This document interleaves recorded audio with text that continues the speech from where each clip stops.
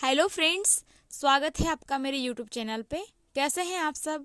मैं आशा करती हूँ कि आप बहुत अच्छे होंगे और आपकी तैयारी फर्स्ट क्लास चल रही होगी। तो फ्रेंड्स, आज के मेरे इस वीडियो का टॉपिक है जैन धर्म। जैन धर्म से रिलेटेड जितने भी इंपॉर्टेंट क्वेश्चन बनते हैं तो मैंने इस वीडियो में लिए हुए हैं। और फ्रेंड्स, जितने भी क्वेश्चन हैं वन लाइनर हैं। और फ्रेंड्स, आप वीडियो में लास्ट तक ज़रूर बने रहिए, क्योंकि जितना भी कंटेंट मैं आपको इस वीडियो में प्रोवाइड करूंगी वो बहुत ज़्यादा हेल्पफुल होने वाला है। ठीक है, क्योंकि इतिहास के क्वेश्चंस हैं जो कि हर एग्जाम्स में पूछे जाते हैं। और फ्रेंड्स, अगर चैनल पे आप नए हैं तो ज़रूर सब्सक्राइब करिएगा और अपने फ्रेंड्स में शेयर करना बिल्कुल भी नहीं भूलिएगा। न्यू चैनल है, आप सपोर्ट कीजिएगा, क्योंकि आपके सपोर्ट की बहुत ज़रूरत है इस चैनल को। ठीक है, तो चलिए आगे बढ़ते हैं और मैं पहला क्वेश्चन लेके आती हूँ। पहला क्वेश्चन है, जैन धर्म के संस्थापक और प्रथम तीर्थकर कौन थे? तो फ्रेंड्स, आप सभी जानते हैं ऋषभदेव, है ना। ऋषभदेव, इनको जैन धर्म का क्या कहा जाता है? संस्थापक और प्रथम तीर्थकर। ओके, तो याद रख लीजिए ऋषभदेव, बहुत महत्वपूर्ण है। अगला क्वेश्चन है, जैन धर्म के 23वें तीर्थकर कौन थे? तो फ्रेंड्स, जो जैन धर्म है उनके 23वें तीर्थकर थे पार्श्वनाथ, है ना। तो आपको याद रख लेना है, पार्श्वनाथ 23वें तीर्थकर थे। कौन से धर्म के? तो जैन धर्म के। अगला है, पार्श्वनाथ किस वंश के राजा अश्वसेन के पुत्र थे? तो फ्रेंड्स, यहाँ पे दो क्वेश्चन इन्वॉल्व्ड है, तो आपको इसको ध्यान से देखना है कि जो राजा अश्वसेन थे उनके पुत्र थे पार्श्वनाथ, लेकिन वो किस वंश के थे? तो वे थे इक्ष्वाकु वंश से, है ना। तो इस क्वेश्चन से दो क्वेश्चन आपके कवर हो रहे हैं कि पार्श्वनाथ किस वंश के थे? तो इक्ष्वाकु वंश के। और पुत्र किसके थे? तो अश्वसेन राजा के। ठीक है, आई होप कि क्लियर होगा। अगला देखते हैं, जैन धर्म के 24वें तथा अंतिम तीर्थकर कौन थे? तो पीछे हमने देखा कि जो 23वें थे वो थे पार्श्वनाथ, है ना, अश्वसेन राजा के पुत्र थे इक्ष्वाकु वंश। अब देखते हैं 24वें। तो जो 24वें तीर्थकर थे और कौन से थे? अंतिम थे। तो आपको यहाँ से याद रखना है सबसे पहला पॉइंट कि 24वें तीर्थकर महावीर स्वामी, और अगला पॉइंट है कि वही अंतिम तीर्थकर थे। तो आपको याद रख लेना है महावीर स्वामी। ठीक है, तो इम्पोर्टेंट है। अगला देखते हैं, महावीर स्वामी का जन्म कब और कहाँ हुआ था? तो इसमें भी दो क्वेश्चन इन्वॉल्व्ड है फ्रेंड्स। सबसे पहला है कि इनका जन्म कहाँ हुआ था? तो इनका जन्म हुआ था कुंडग्राम में। ठीक है, कुंडग्राम में हुआ था और 540 ईसा पूर्व। तो दो क्वेश्चन बन रहे हैं इसमें। सबसे पहला स्थान का नाम कुंडग्राम वैशाली में, और कहाँ कब हुआ था? तो 540 ईसा पूर्व में, है ना। मतलब यीशु मसीह के जन्म के 540 वर्ष पूर्व। ठीक है, तो अगला देखते हैं, ये है महावीर स्वामी के पिता सिद्धार्थ किस कुल के थे? तो फ्रेंड्स, यहाँ से भी दो क्वेश्चन बन रहे हैं कि महावीर स्वामी जो कि 24वें तीर्थकर थे और अंतिम, उनके पिता का नाम था सिद्धार्थ। तो आपको इसको याद रख लेना है कि क्या नाम था उनका? सिद्धार्थ। ठीक है, तो यहाँ पे सिद्धार्थ याद रखना है। और उसके बाद में कौन से कुल के थे? तो ज्ञात्रक कुल के थे। और ज्ञात्रक कुल के क्या थे? तो सरदार थे। तो आपको ये याद रखना है, महावीर स्वामी के पिता का नाम सिद्धार्थ था और कौन से कुल के थे? वे ज्ञात्रक कुल के सरदार थे। ओके, आई होप की क्लियर। नेक्स्ट पे चलते हैं, महावीर स्वामी की माता जी का नाम त्रिशला। तो यहाँ पे भी आपको टू क्वेश्चन कवर हो रहे हैं। ठीक है, सबसे पहला है कि जो महावीर स्वामी है उनकी माता का नाम है त्रिशला। ठीक है, और किस राजा की बहन थी? तो वे थी लिच्छवी राजा के चेतक राजा का नाम था, उनकी बहन थी।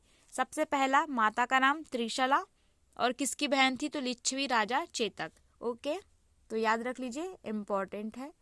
अगला है, महावीर स्वामी की पत्नी का नाम क्या था? तो दोस्तों, महावीर स्वामी जी की पत्नी का नाम था यशोदा। आपको याद रख लेना है, वेरी वेरी इंपॉर्टेंट क्वेश्चन है। ठीक है, महावीर स्वामी की पत्नी का नाम यशोदा।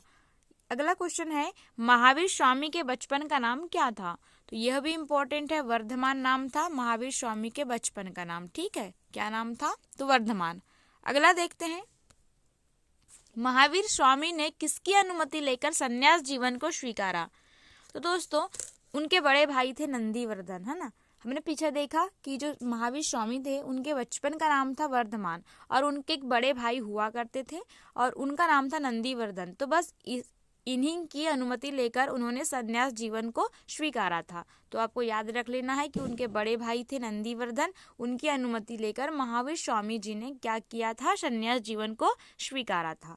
अगला प्रश्न देखते हैं, कितने वर्षों की तपस्या के बाद महावीर स्वामी जी को ज्ञान की प्राप्ति हुई थी? तो दोस्तों जब 12 वर्ष थे, है ना, तो 12 वर्ष के पश्चात महावीर स्वामी को ज्ञान की प्राप्ति हुई थी। याद रख लीजिए, बहुत ज़्यादा इम्पोर्टेंट है ना। और मैं आपको बता दूं कि जितने भी क्वेश्चन है वो रिपीटेड क्वेश्चन है और इम्पॉर्टेंट है। तो आप सभी जानते हैं कि नए क्वेश्चन कहाँ से लाए, है ना। तो सिंपल सी बात है कि रिपीटेड क्वेश्चन को ही रिपीट करता है 2 से 3 सालों में, है ना। चलो अगला देखते हैं, महावीर स्वामी के अनुयायियों को कहा जाता था। तो आपको याद रख लेना है कि जो महावीर थे उनके जो अनुयायी हुआ करते थे, उनको फॉलो करने वाले, तो उनको कहा जाता था निर्ग्रंथ। ठीक है, क्या कहा जाता था? निर्ग्रंथ। तो याद रख लेना है। अगला देखते हैं, महावीर ने अपना उपदेश किस भाषा में दिया था? तो फ्रेंड्स महावीर ने जो अपना उपदेश है वे दिया था प्राकृत भाषा में। बहुत ही ज़्यादा इंपॉर्टेंट है, वेरी वेरी इंपॉर्टेंट क्वेश्चन है, तो याद रख लेना है प्राकृत भाषा। और इससे एक और क्वेश्चन मतलब कवर होता है कि जो जैन धर्म थी उनकी भाषा थी प्राकृत। ठीक है, आगे बढ़ते हैं। महावीर को कौन सी नदी के किनारे और किस पेड़ के नीचे ज्ञान की प्राप्ति हुई थी? ना थोड़ा सा छूट गया है। तो रिजुपालिका नदी और साल वृक्ष, 2 क्वेश्चन इसमें कवर हो रहे हैं। नदी कौन सी थी? तो रिजुपालिका। और कौन सा वृक्ष था? तो साल वृक्ष। मतलब साल वृक्ष के नीचे और रिजुपालिका नदी के किनारे ज्ञान की प्राप्ति हुई थी। किसको? तो महावीर स्वामी को। ठीक है, अगला देख लेते हैं, महावीर के प्रथम अनुयायी कौन थे? तो उनके जो दामाद थे जामिल, है ना, क्या नाम था उनका? जामिल नाम था।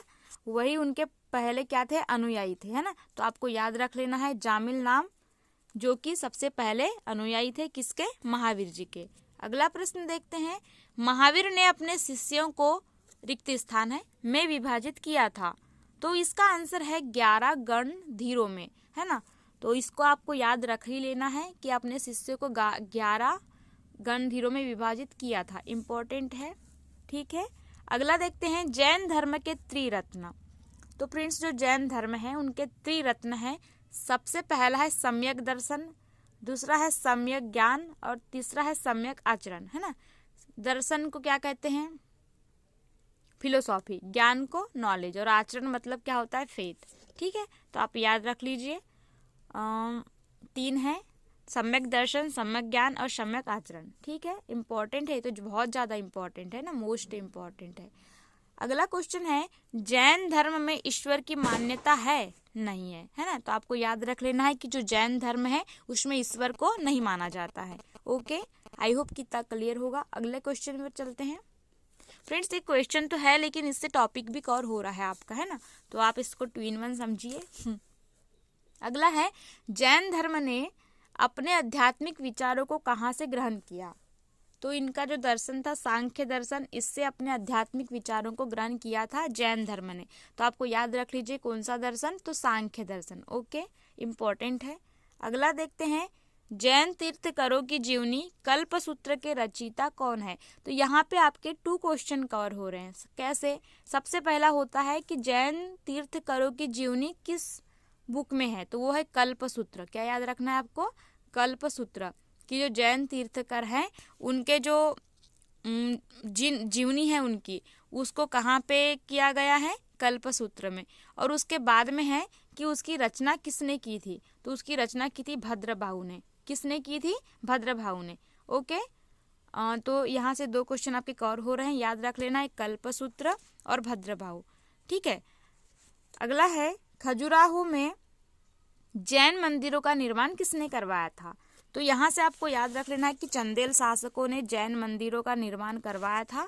ठीक है, खजुराहो कहाँ पे है? फिलहाल मध्य प्रदेश में है और वहाँ पे है जैन मंदिर और उनका निर्माण करवाने वाले हैं चंदेल शासक। तो इम्पोर्टेंट है, याद रखिए। ठीक है, अगला देखते हैं, जैन धर्म में कितने जैन धर्म को कितने संप्रदायों में बांटा गया है? तो फ्रेंड्स जो जैन धर्म है उसे बांटा गया था 2 मतों में, श्वेतांबर और दिगंबर। तो आपको यहाँ पे मैंने बताया है कि जो श्वेतांबर है, जो श्वेत वस्त्र धारण करने वाले थे उनको श्वेतांबर कहा जाता था, है ना। मतलब कि श्वेतांबर नाम से ही प्रकट हो रहा है कि श्वेत वस्त्र धारण करने वाले थे श्वेतांबर, और जो नग्न रहते थे वे कहलाते थे दिगंबर। ठीक है, आपको याद रख लेना है, नग्न जो रहते थे विदाउट ड्रेस, मतलब कपड़े उपड़े नहीं पहनते थे, वे दिगंबर कहलाए, और जो सफेद वस्त्र धारण करने लगे वे श्वेतांबर कहलाए। इस प्रकार दो संप्रदायों में बढ़ गया था। क्या था? जैन धर्म। अगला है महावीर, रिक्त स्थान है, में विश्वास रखते थे। तो वे रखते थे पुनर्जन्म और कर्मवाद में, मतलब इनका मानना था कि अभी अच्छा कर्म करेंगे तो पुनर्जन्म में अच्छा फल मिलेगा, है ना, मतलब कि ये पुनर्जन्म और कर्मवाद में विश्वास रखते थे। ठीक है, अगला देख लेते हैं, जैन धर्म के 5 महाव्रत कौन से थे? तो दोस्तों जो जैन धर्म है उसके 5 महाव्रत आपको याद रख लेना है। इसमें से कोई भी पूछ सकता है ऑप्शन में कि कौन सा जैन धर्म के महाव्रत है या नहीं है। सबसे पहला होता है अहिंसा, फिर सत्य वचन, अस्तेय, अपरिग्रह एवं ब्रह्मचर्य। अपरिग्रह मतलब कि घर को छोड़ देना, है ना। ब्रह्मचर्य मतलब आप सभी को मालूम होगा कि ब्रह्मचर्य होता है, उसका पालन करना होता है। तो 5 महाव्रत याद रख लीजिएगा, अहिंसा, सत्यवचन, अस्तेय, अपरिग्रह एवं ब्रह्मचर्य। ठीक है, अगला है जैन धर्म में किसकी मान्यता है? तो आत्मा की मान्यता है। तो आपको यहाँ पे याद रखने वाली बात यह है कि जो जैन धर्म है उसमें ईश्वर की मान्यता तो नहीं है, लेकिन उसमें जो मान्यता है आत्मा की मान्यता है। ठीक है, मतलब जो आत्मा है वो अमर रहती है, मरती वर्ती नहीं है, इस टाइप से। ठीक है, तो फ्रेंड्स यहाँ पे आपके क्वेश्चन खत्म हो चुके हैं। अगर आप चैनल पे न्यू हैं तो ज़रूर सब्सक्राइब करिएगा, और फ्रेंड्स ज़्यादा से ज़्यादा शेयर करिएगा और लाइक करिएगा। ठीक है, और फ्रेंड्स मिलते हैं अगले वीडियो में नए टॉपिक के साथ में और अच्छे क्वेश्चंस के साथ में। आज के लिए थैंक यू।